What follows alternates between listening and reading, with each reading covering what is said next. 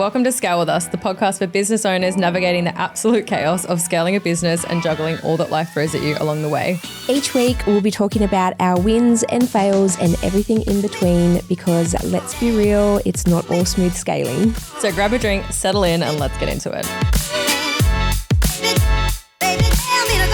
Welcome to Scale With Us today. Today we're doing something a little bit different than our usual format, and we're diving into some of our deep, dark listener questions. They're not that deep and dark, really. Just slide up to our DMs. More around some topics around scaling business, such as generating leads, structuring team and businesses, and beyond. So let's dive in. But before we do, we should grab a drink. Let's do it. How do we do this with our microphones? It was Bit awkward. Yeah. Okay, we got it. Like maybe for anyone listening, Cheers. what do you think we're drinking? Because I bet they think it's alcoholic. I know. It's not. It's Oh, that was quite careful. Andrew's like, not the lounges, please. Our producer's looking at us scarily. We're just having Coke Zeros today because it's mid-afternoon where we're recording. And I don't know, sometimes it's not like coffee time. Yeah. Just need a little pick-me-up. I can't It's drink funny. coffee in the afternoon. No, after lunchtime I can't. Yeah. And then I can't sleep at night. Can have 10 Cokes. But there is actually caffeine in these. Yeah. But it's not much. Yeah. It's like 60 milligrams or something, which is a normal real Still. coffee is like 200 apparently. What? Okay. Yeah. It's still a bit. So I'm always so concerned when you're drinking like several of these with some vodka at night. I'm like, how do you sleep? But the vodka must outweigh the Coke. It cancels itself. Although, so you're talking about what we're drinking. I actually have found caffeine-free ones of these. Have you seen them at the I supermarket? have seen them. Yeah. Yeah. So sometimes if I want a little Coca-Cola in the evening, that can be good because there's no caffeine in them. There you go. You just love the Coke. You don't yeah. want caffeine-free. Not changing it. I'm onto a good Jess thing. is looking at me going like, yeah, I don't like your idea. Poo-poo. You poo-pooed my idea. Yep. Oh, all right. So today, we thought we'd dive into some listener questions. So we popped some question boxes up on our stories and we've had a few responses come through. So we're going to do a bit of a quick fire session and run through some of these questions and, I don't know, see what comes to mind and see our highly unqualified business advice. It's not financial advice. Please Disclaimer. Please do your own research. All right. Well, do you want to kick us off? Yes. Are we saying who it's by? Yeah, let's saying Kelly give the peeps a shout out. Okay, so Kelly Hunter Property Management, Yes. a client of both of ours. Yes. We love Kelly. We love Kelly. Hi, So Kelly. she would like to know, how would you structure a small property management company up to 250 in terms of staff, VA and software? So she has a VA already, just so you know. I'm not sure if you knew that. Soft little plug there. An Agent Sync VA. Shout out to Vanny. She's great. But yeah, she has contacted me about another VA, which is possible. But I think, this is your area of domain. Yes. Yeah, How are you gonna and it is Kelly? actually because it's something I am helping a lot of startup and small business owners with at the moment, particularly in the Property Management Business Accelerator, the mastermind program, is these business owners who have gone out, they started their own business and they grow it. They, usually get it to, 50, 100, maybe a little bit more on their own. And then they start needing to look at their options, right, to kind of get it to that next level. So as far as the question, how would you structure it up to 250? I think this can look very different from business to business and agency to agency, depending on what you as the business owner want to do. Yeah. So if you as the business owner want to be managing property all day, then that's a different question to if you want to fully focus on the growth of the business. And so the roles that you put in are going to be dependent on that. Yeah. But some common structures would be, you as the business owner focusing on the higher level stuff. You might have a full-time property manager in place and then potentially some really good tech and VA. So obviously some standard property management software, but utilizing things like Inspection Express with their 360 tours so that you're saving as much time as possible. And some tools like Tarpy, the maintenance software, which is going to really save the amount of time you're spending on maintenance, right? Yeah. In saying that, I do have a couple of business owners where they've actually got it structured so they're the kind of top of the puzzle piece, and then they've got a couple of VAs, maybe an inspector out doing some inspections, and a couple of those tech pieces in place, and they're able to get it to 250 without huge staffing overheads, which is, I think, one of the amazing things about starting and scaling a property management business in this day and age is that you've got all these other options available to you. You don't just have to go down the traditional path of hiring a full-time property manager into that. Yeah. So there's no right or wrong, which I hate saying. It's really working out. It's my way. Yeah, like what's best for your business. And if you're at the 250 now, or if you're like at 150 trying to get to that 250, you're probably, if you're starting a property management business, you're going to start to feel those pressure points somewhere between the 50 and 100, because that's when you're managing everything. But then you also need to grow, and that's usually where that growth is going to stagnate.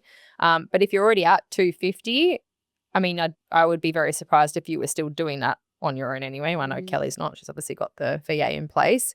But as far as, it's looking at, okay, well, do you want to free up more of your, admin-based time, or do you need to free up more of the time that you're spending on the road if you're still out doing all the inspections? So obviously hiring an inspector or an outsourced inspection service like Property Assist, like that's always a really great way to be able to just get through that little hurdle to get to that next stage and get to the 250. Yeah. So, but it looks different for everybody. Yeah, correct.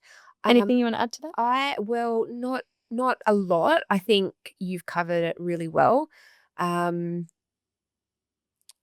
I think she's done really, really well to get to 250 or almost 250 with pretty much just herself. I'm not sure if she still has one lady. No, okay.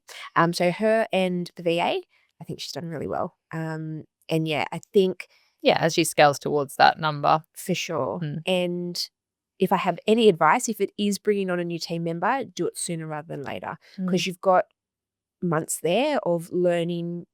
They might not be the right person. You have to hire again. And the biggest growth that I've had in my business is always hiring before I felt ready, because it pushes you. You're like, you go out and work harder if you've got another mouth to feed. Totally. So if she's really wanting to grow her business, like do that hire or look into the new software, but do it now. She's already feeling the pressure. Do it now. 100%. And I think just to then layer on top of that as well as the financial side of things, a lot of people look at what other people are doing and go, oh, well, they've got more resource or they've got more team. The cash flow in businesses looks so different, and also the cash backing that a business starts with, right? Like there's some, big businesses out there at the moment kind of go, oh, we've gone from 0 to 3,000 in a short amount of time, right? But those businesses had a lot of cash backing behind them to get there, right? So like a lot of these startup agencies who are comparing themselves to them, who can just go and put on a BDM and smash it as far as resources, you're not in that position. So it's really important to know your numbers and be able to go, okay, well, here's where we're at. Here's the cash flow position that we have, our profit, our loss, wherever we're at. And then forecast that forwards for, okay, well, if I put this person in or this piece of tech in and that frees up my time, what additional growth could we have? And then looking at how that cash flow maps out. So we use a cash flow forecast tool in the mastermind with the business clients we work with. So they can actually not just guess, they can see, what should I be putting in place and how should I structure it and what impact will that have on the returns in the business? Perfect. Yeah, I love that. Beautiful. All right. Well, I'm going to ask you a question now. The lovely Tatum, who has a very interesting background. What does Tatum do? Oh, Tatum's my good friend. She's in Success School coaching group that we're in. She is a marketing coach for pet businesses. So it's so amazing. I would never have known that was a thing. Yeah. Shout out to you, Tatum, for making that. She's an amazing person. Well, she would like to know, what is the best communication channels for communication and task setting all in one tool? Ooh, I mean, is there one? Yeah, we spoke about it last episode, I think it was. I really like Telegram. It's great for communication. It's very similar to WhatsApp, but you've got a channel in there that you can use for tasks. Is that free or paid? It's free. Oh, yeah. There's not many tools these days that you can get for free. So, yeah, Isn't Telegram? So I thought Telegram was for like sneaky business. Like I thought that's where people did like underground deals and black market stuff. Oh, maybe. So you were like, I'm using Telegram. I'm like, oh, I thought that was where people went to like do bad stuff. No, I don't know. And like I thought that's where all Discord? I think you're thinking of Discord. Oh, maybe. Or like is Telegram where all the conspiracy theorists people go to like keep all their. I thought it was like where they went to keep all their chatter off the public forum, because then they realized that WhatsApp was supposed to be encrypted, but it wasn't. Oh, yeah. dear. Not sure. Not sure. Anyway, Not sure. you're not doing any of that No, stupid no. business on there. Thanks All for about outing forwarded me. agency. Yeah. No, I would, best communication channel, 100%. That, only because I found WhatsApp. A lot of our VAs use WhatsApp for family and friends. So it keeps it So separate I from the like family. to keep it separate. And I suppose for us, all the school chats, Everything's the in group WhatsApp chats, these days. So I'm just liking that Telegram's just a bit separate. a separate tool. Yeah. Yeah. Well, we've got Slack, which is we've got the Yep. free version, which you can get a paid version, but what it's missing is that task management. So we've also then got Asana for tasks and checking Yep. things off because it doesn't seem to have that component to it. Yeah. I mean, if you've got a big, I know Tatum has one, maybe two VAs. So she doesn't have a big team. So I like Telegram would be perfect. Also, Trello would be a great one as well because you can write messages in there and tag whoever, and it'll pop up on the app. For a big team, I wouldn't probably rely on Telegram for tasks. It's not made for that purpose. There are channels and tasks in there, but for her and smaller teams, Yeah. But I suppose like the bigger agencies, they're probably going to have the Microsoft the packages and stuff, right? And so within Teams, and you got whatever the tasks and things and stuff are in there. So you probably want to keep that all within the same like ecosystem. Try and keep everything in the one. Yeah. And because like with Teams, going to connect to your drives and all of that sort of stuff. So yeah, that's good. Has Google got anything for that? Because we're both on a Google suite. We're on Google Drive and stuff. I think it's got the Google Chat. Yeah. There would be a and Google Meet and stuff like that, but I don't know. They have to have a task thing. Shout out to us, Google, if you're listening. Yeah, we'll tag you. Sponsored. Mr. Google. Get in touch. Oh, okay, cool. Good advice.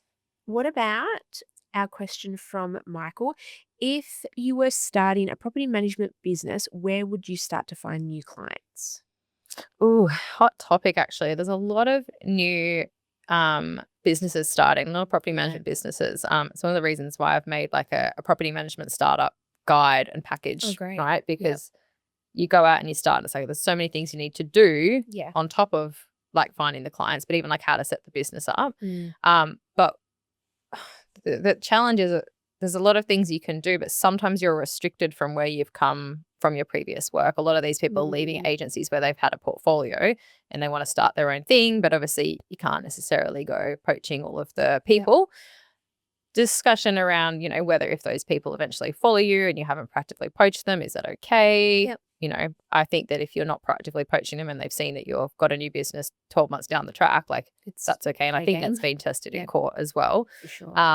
But obviously we can't go reach out to maybe just all the people that you already know. So we've got to look at other options. So in the guide, we do talk around if you can't approach that existing client base that you had, you probably still have a network, right? You probably still have a network of contractors, referral partners, hopefully people outside of the client base that know you and like you and trust you, right? So it's actually kind of looking at those people and letting them know that you've got a new business, first of all, and seeing how they might be able to help. I think a lot of people are actually really willing to help you if you put it out there, like, hey, I've started a business, I'm growing it. So I think looking at your existing network outside of your old client base, also making sure you set up really strong like social presence, like we spoke about personal branding a few weeks ago. That's going to be really important for new clients to find you, but also those old ones to find you eventually as well. So making sure you got your LinkedIn, your personal brands coming through on all of your socials and website and everything, right? Making sure that you are findable is a key piece. And then it's probably looking at some paid marketing. If you can't tap into that initial network, that initial client base straight away, that the socials might be great and you might be able to do some stuff on there to kind of grow the following a little bit, but really to get yourself seen by an audience but that doesn't already necessarily know you, like paid marketing is going to probably be key for you. It doesn't have to be huge. It might be having a budget of, whatever you can afford, but like ideally $500-$600 a month that you can put into ad spend. And that's on Meta or Google to be able to make sure that, again, you're getting seen by your ideal clients. You kind of need to, it's not just boosting posts, you need an ad strategy where it's like, cool, I'm going to make sure that there's actual targeted audience marketing happening in the back end. The problem with boosting is like people think, oh, I'm going to boost a post, but you've got no control over who actually sees it. So by making sure you get some education or get someone to help you with some meta ads, that's going to be a great way to get you seen by more people. And then ideally maybe running a lead generation campaign through that, where you've got a lead magnet or something you're offering to them to start to build up not only, I suppose, ideally a couple of clients to start, but build up your future database, because that's going to be key for growing the business moving forwards. For sure. There's a thing to talk about in the guide, and those are probably the things that I'd look at first. What else? Is there anything else I've missed that you think of? I totally agree with all of that. I mean, I can't comment on starting a property management business, but when I started my business, it was very much started the Instagram page, make sure there was proper branding on there, and then putting that out, like Facebook and Instagram, putting that out to friends and family and saying, this, I've just started this. And then I would actively go and follow people that I knew needed my service and started connecting with them on Instagram. So then they would say, oh, like this account's just followed me. And then, you get a follow back, and then you can start that conversation. But reaching out to people, and like you said, it's crazy the amount of people that actually would like to help you if they know you or have worked with you especially friends and family though. I didn't even, like I said, obviously your existing network of professionals, but friends and family. You probably, if you've been working in a portfolio, you probably haven't been harping on to your friends and family about you trying to grow the bit like a portfolio. But and I think sometimes we're afraid to put out a new business or a new offering. Because what are people going to think? Or are they going to think I'm annoying, right? But a lot of the people that care about you, if they start seeing what you're doing and they're connected with you, they're going to be at a barbecue and they're like, oh my God, my friend just started a pan business. He's amazing, or she's amazing. Like, you should go with her. So there's a kind of compound effect on that. For sure. That's all I've got to add. That's all I did when I started. So wrap that one up really nicely. All right, cool. This might be a good one for you to start on. So one of my clients, Abby, has mentioned that, look, it doesn't seem to matter how frequently we remind staff of processes that sometimes they're still not followed. How do we change this? This is a big question.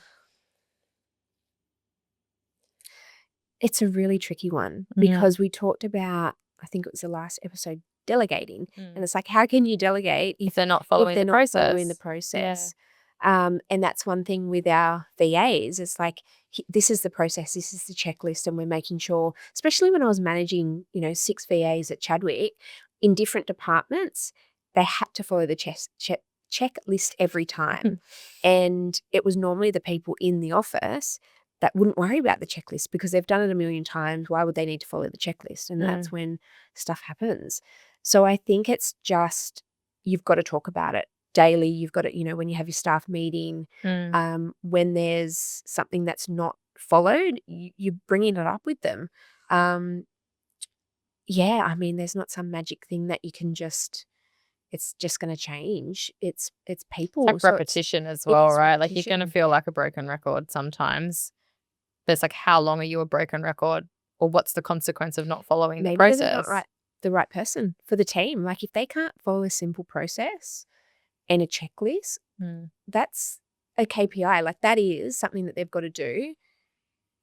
Well, like, even if you work at McDonald's, right? If you don't follow the process and you don't make the burgers right, like, you're probably not going to have a job. Yeah, exactly. It's hard though in property management because we've got this staff shortage, right? Like, there isn't, it's not like you can just go out and hire an unskilled worker and put them in. Yeah.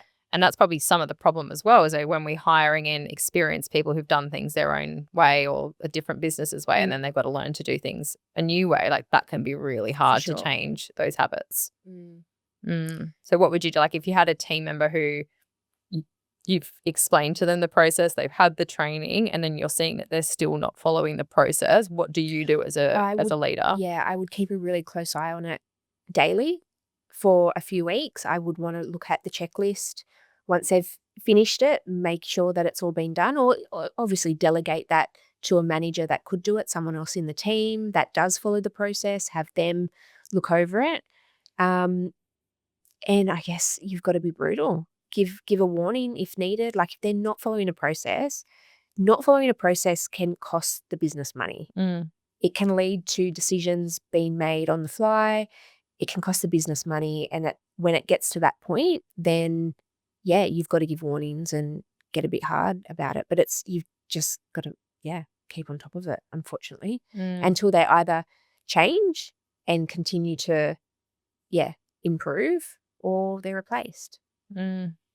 I know. I would say the same thing. It's so much easier said than done, especially if you've got a team, they've been with you a long time. And then sometimes these things you're like, okay, well, they're not following the process, but is it a really big deal? I suppose that's what you got to ask yourself is like, okay, if is it the whole process not your photo? Is it like one or two things that keep getting like neglected or missed?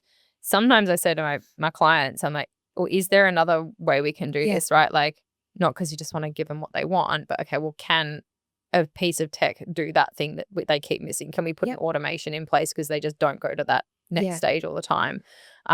Or is it that we've made our checklists and processes way too comprehensive and we're just getting bogged down in like having checklists for checklist's sake? Do we need to go back to a more like simplified version?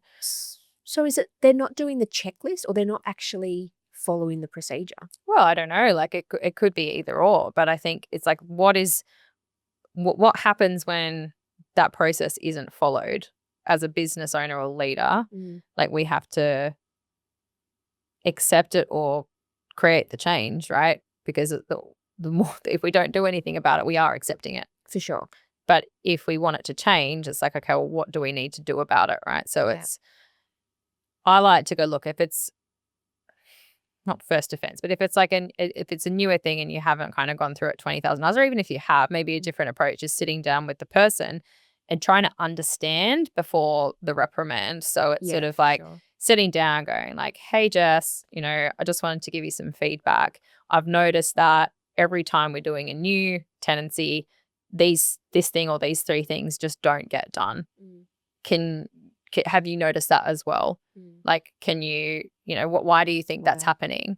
Because they might go, I don't have time. Oh, I didn't know that was a thing. Or, oh, I thought that wasn't something we did anymore. Or, oh, it's just way too hard because it takes too long, right? Sometimes then understanding that extra layer of why can help us to go into, oh, okay, I didn't understand it from that perspective.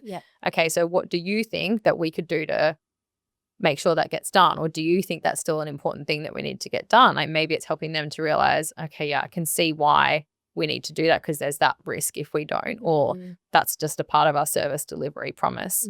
And then working together with the team member to, go, cool, like how can we help you to make sure that this does get done consistently? Is there if it's like, oh, I don't have time or I don't know how, cool, do you need a dialogue template? Do you need a little, email template or something that you can use to make that step easier? Right, because I think that does come down to us a bit sometimes as well, is like, what can we do to make what can we do to get the things out of the way so they can do their job? Yeah, for sure. And if they continue to not do it, you as the business owner after that conversation have to make the decision, especially if it comes down to something where you're going to potentially be audited and compliance and there's no checklist being done complete. Like that, there are consequences to that. And you as the business owner need to make sure that your business is safe. Yeah. And I mean, maybe that comes in the understanding, maybe that they didn't understand the risk that was in place by them missing that step, or, maybe they just didn't know how to do it, or for sure thought it was an old thing, right? So I think that's it. And then what you said around, okay, well, like what happens if you have had those kind of conversations and they're still not doing it? Well, again, if you didn't just accept it, then that's the standard you're accepting in your business. Yeah, and then that's it's okay. Everyone else can see that, oh, well, Jenny doesn't do that. We all have to do it. That's going to create cultural problems. And this is hard as you grow and scale teams. You can't have one standard for one person and something for everybody else. When I was at Chadwick, the real estate agents used to not fill in their checklist. And that's a huge compliance thing. And I used to say to the VAs, you are not to accept any paperwork unless this is all complete. Like, give it back to them, and you cannot physically. And they're the ones that want their property live on the internet that afternoon. It's like the most important thing in the world. Sorry, I can't do my job until this is completed. I'd say that's a challenge in many, many real estate offices. For sure. Yeah.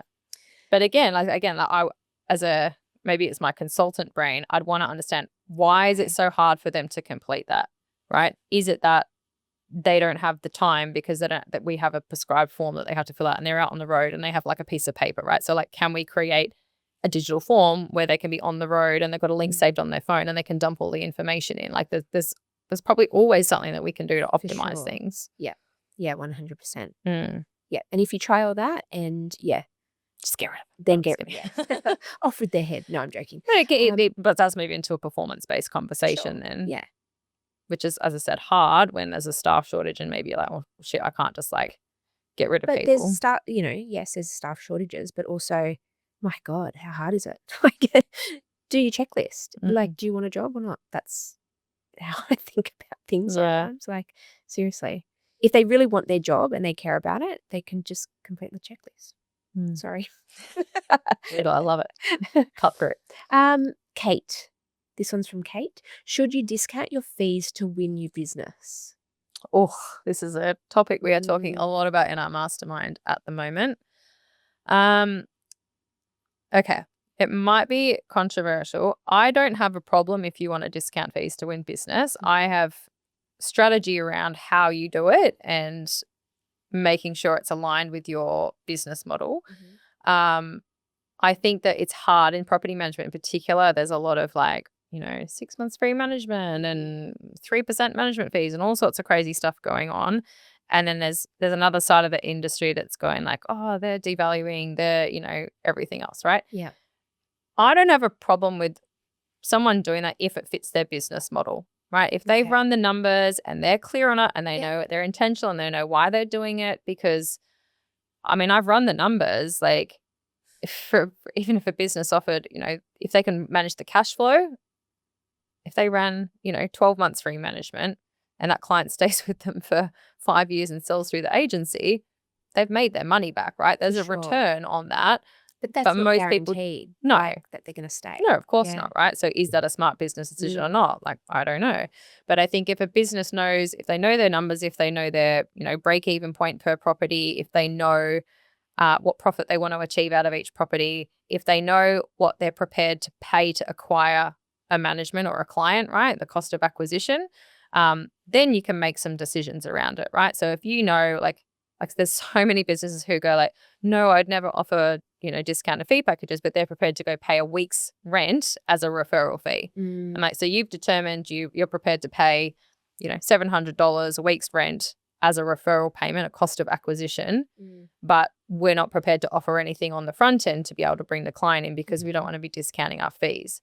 So there's a disconnect there. So sometimes it's with the business owner helping them see that, but then helping them see they don't have to go out saying free and discounted, because the words free and discounted signify devalue. Yeah, for sure. Right? So I'm always like, okay, what could we do instead and how could we frame it up? So it's like maybe even the wording, your first 3 months on us. Yeah. Like we'll cover it. We've got it, that's right? a nice way of putting it. It's beautiful, right? And it seems like we're adding value. Your first 3 months on us, valued at, I don't know, whatever the fee for that period would be worth, $500. Yeah. And then we start to bring in value stacking, right? You've read, Alex Hormozi's $100 million offers, right? Talks about value stacking. Everything you do needs a value associated to it for the buyer to see value in it. Yeah. So, if you're then framing that up, it's like, hey, we'll cover your marketing valued at $400 as opposed to free marketing is a completely different message. Yeah.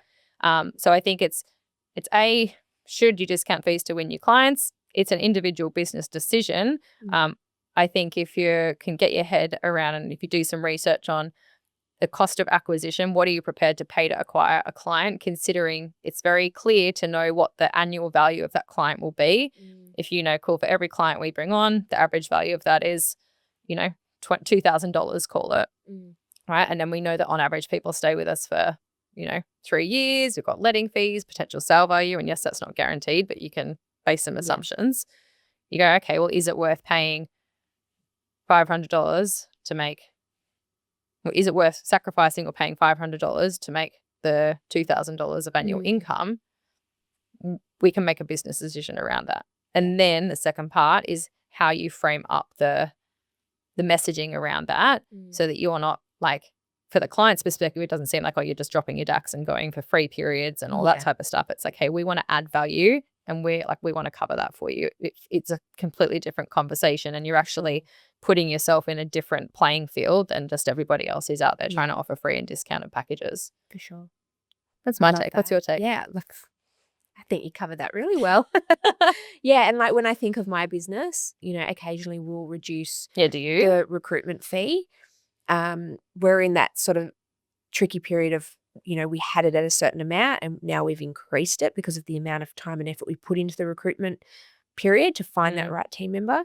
And so there's a lot of, contracts and past people we've been speaking to that have that old rate. So if they now come to us, it's like, look, it has gone up, but depending on, past conversations and things like it, absolutely, we can reduce it back to what it was.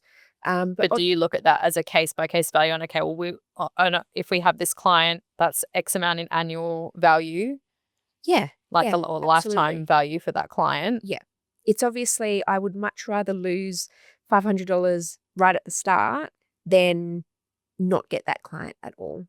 But that's probably the other thing is that your business is at a stage where you can carry that. Like a lot of the Yes. startups might not have the cash flow to carry it. But then also, like I've got one client, she's gone hard with her, your first 3 months on us, and she's built her business massively, right? And that 3 months has gone like that. Yeah. And she's making amazing money, and she's got a huge, she's got 160 clients in her first 18 months, right? Because she's just gone hard with that. And she's very good at, framing it up as the, like gee, the users on us, or it's like a try us for 2 months. Yeah.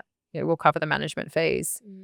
So it can work. I think it depends on your cash flow, right? For sure. Yeah. What you can carry. Yeah. And I think moving forward, myself and lots of other businesses out there will have to start thinking of these things just as a point of difference. But making sure, your business is set up to totally. And this is something I'm thinking about even in my business at the moment, because I've been traditionally, like my coaching consulting model is, okay, pay for time. So it's like an hour of my time or a day of my time. That's quite hard to discount because it is like, for sure, it's me for my time, like literally hour by hour. But now that I've got my property management business accelerator program, which is a mastermind, for me, like that helps me be scalable. So that having that in place is like, okay, well, that is then a recurring client model where they're, recurring monthly income. I can now start to look at things a bit more like that and go, okay, well, with my partners that I work with, like, am I prepared to, pay a referral fee to someone for referring someone into the mastermind?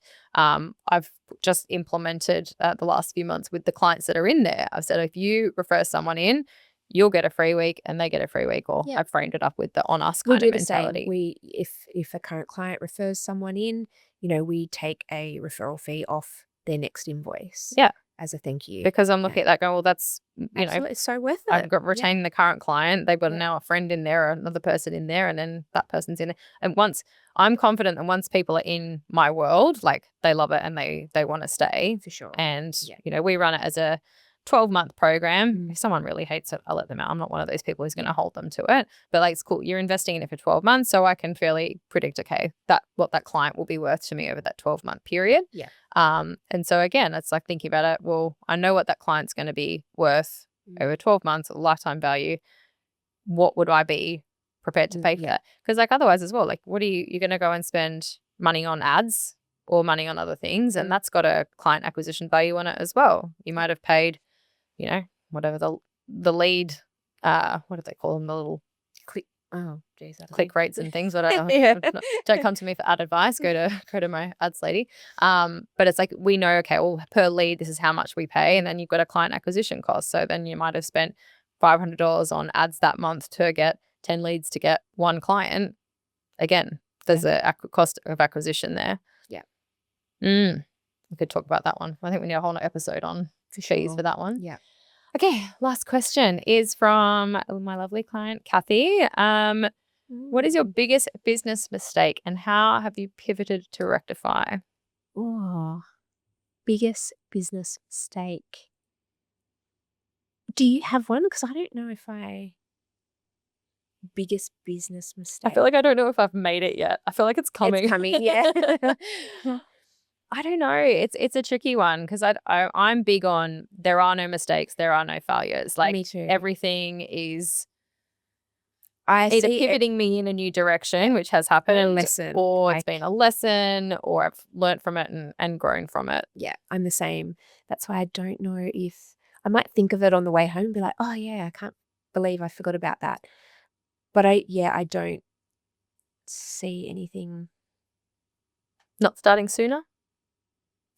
Um, No, you probably did it all the no. right time. Yeah, like I didn't have the idea before Mm. that. So it's not as if I thought of it and then sat on it for a year. I was like, "Oh, that sounds good. Let's just try that." And then I did it. So, yeah. And I feel like it's a very boring answer to that question. Sorry, Kathy. So, but yeah, I Yeah. just I mean, as I said, I probably wouldn't look at anything as a mistake. If anything, for me, there's probably a few things where I'd look at it as, oh, that's really a missed opportunity. I should have. yep. It's not really a mistake. I'd look at it as a missed opportunity. So it's not saying I've needed to pivot from, but it's more like I can definitely see some things along the way where I've gone, oh, I should have had that conversation. I should have Yeah. jumped into that, with 2 feet instead of being like, oh, I'm just going to dip my toe in the water. But I'm learning from that. There's a big thing I'm working on at the moment with a partner, and like that's going to be huge for both of our businesses. So, Yeah. I've learned from the mistakes of the past. What is that? Top secret. Oh. I was You're going here to say, I too. didn't know. You know about that one. You do. Do I? Oh, okay. Just can't talk about it. Okay. We'll talk about it It's later. if I tell you, I have to kill you. Okay. But I think the biggest thing in her question is like, how did you pivot? And I think that's the thing, like if you're doing something and testing it, or you see something that you need to pivot, like act quickly. I think that's what I've always done. Well, it's like us a few weeks ago when we didn't book the podcast studio, but within a few hours we pivoted A new quick one. and Yeah. You just have to. Otherwise things become your biggest business mistake if you don't pivot. So I think well, they can snowball and yeah. Agree. Well, I think that's it for our questions for today. You're looking for your little I'm looking for my shakeout. thing. No, we don't have it. So yeah. All right. Well, what about you? Is there any questions you want to ask me? Oh, yeah, just that one that you mentioned before that we can't say on air. Oh. So we'll talk Anything about that later. What about your business? Like, what would you ask me? Ooh. Okay. Oh God. I think I would love to know how you manage your cash flow. Now that you've got your new business model, like you've got your recurring revenue but you're still doing your day trips, seeing clients and things. Mm-hmm. How closely do you manage your cash flow? Is it like something you look at every day, every week? Are you really bad at it? 'Cause I'm pretty bad at it. I'd say I'm bad, but like I'm probably better than most. Yeah. We look at every month, like we've got we look at the numbers. We have got some Who's weekly we? reporting. Me and Grace, my OBM. Interesting. So we look at the number. We base it on like the number of clients we have on recurring. Yeah. So that's kind of like rent roll. So there's some clients that are in the mastermind, and then I've got some clients that are just on a monthly retainer for consulting or coaching. So we look at that and go, okay, for the month ahead, like this is the predicted income that we are predicted to earn. Then there's usually always a couple of like other one-off things. So probably more for like for your recruitment fees and stuff. So it's less consistent and predictable, but we usually know, okay, this month we've got booked in these 3 training sessions and we're selling this package and we're predicted to sell this many packages of stuff online on the shop. Yep. So we have some estimates as to what additional income, and we look at that, and like for me, I look at that and go, okay, is that number enough to meet all of my current? Now I've got to hustle. Is that current number? Yeah, but exactly, right? Because I know what it costs to run my business. I know what it costs to run my life and what I need for my, pay myself. And so there's like a minimum number that has to be. And like sometimes there's been months where it comes close or it has like dipped below. Yep. But I think because I've got some cash flow, sitting there, like if we had a month where we were a bit behind and Grace, reached out a few months ago, she's like, oh, we were like negative this month. And I'm like, it's all right, Grace. It's always money in the banana stand. It's going to be fine. So it's like we can carry the sort of ebb and flow of it, but we're at a stage now where the recurring income's always covering the base of it. Yeah. And then we do, like, at the end of the month, we look at the P&L to see, okay, well, what actually came in, because sometimes there's a slight variance in the invoicing, but it's usually fairly the numbers are usually fairly similar. But then sometimes if there is a gap, we're like, hey, why is there a gap? Yeah. If there's a huge variance to the budget versus actuals, it's like, okay, why is it a gap? Oh, wow, look, there's like invoices owing in Xero that haven't been paid for some of that one-off work as an example.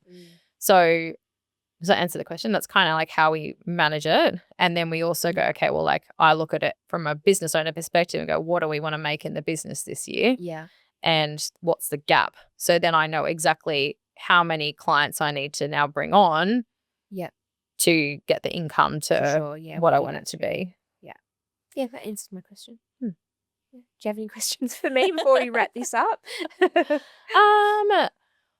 I mean, we touched on it last week, but it's just this delegation letting go. So, like, how do you just trust that the team's going to get their shit done?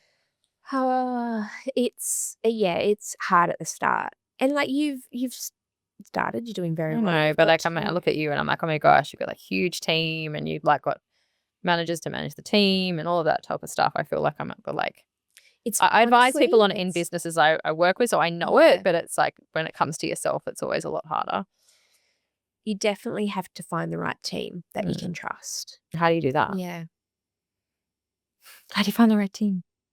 Trial and error. Sometimes it's really hard to, like, sometimes it doesn't matter how much recruitment goes into our recruitment process and how many trial tasks and how many background checks and past employment checks. Sometimes they're just not a fit. So, and it's really hard to know that until they're in the business working. But I think once you find a good one, you have to keep empowering them to, like, here's everything. Delegate. And it comes back to those end of day reports. It comes back to, if you think of yourself as having a team of 10, and if you started running your life like that, running your day to day like you've got a team of 10 and what that would look like, you will get there. Yeah. You just have to do it. Yeah. You have to delegate. You have to trust.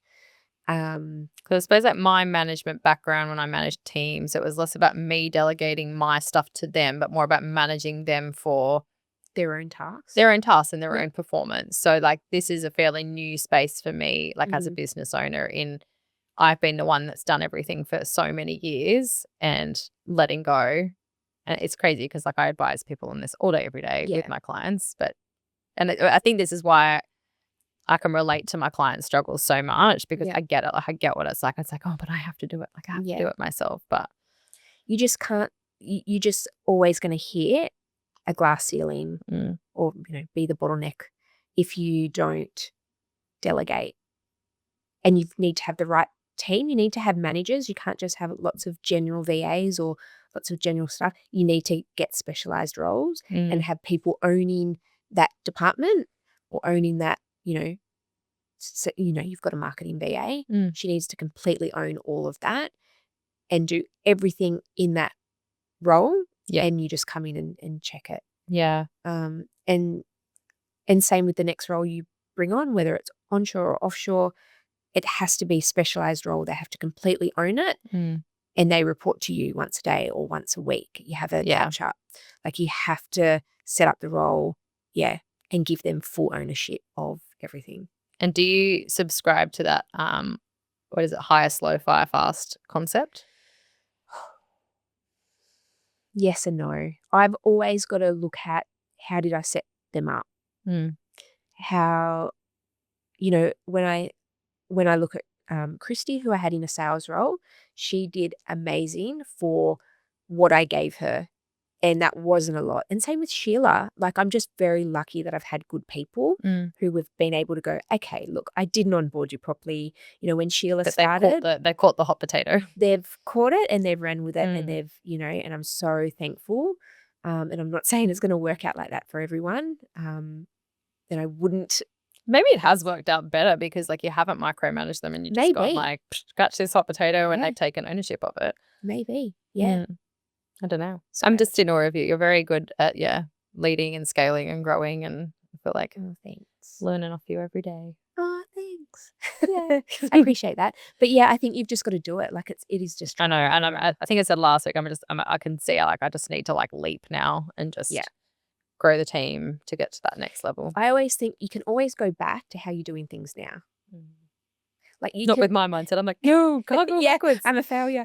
No, but you can like literally, you can always. So true. I can try it as long as I've got the cash flow to like, and this is what I'm looking at. I've got the cash flow to float it for, 3 months to just give it my everything, 6 months maybe, and then, you can always rein it in if you need to. Yeah, but you need to take a chance on yourself to take your business to the next level. You really do. Yeah. No one's going to do it but you. Well, hopefully not. It's not just me. It's the whole team that's going to do it. Yeah. But no one's going to make the leap except for me. That's correct. the challenging but good part of it. Yeah.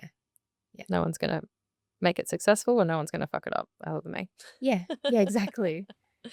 Oh, well, good chats today. Lovely answering some of those questions. If you would like your question answered, you can, I think there's a link on our bio where you can actually leave us a voice message if you want to, or just shoot us a DM and we'll do another one of these listener apps very soon. But lovely to chat with you always, Jess, even though we talk all day every day.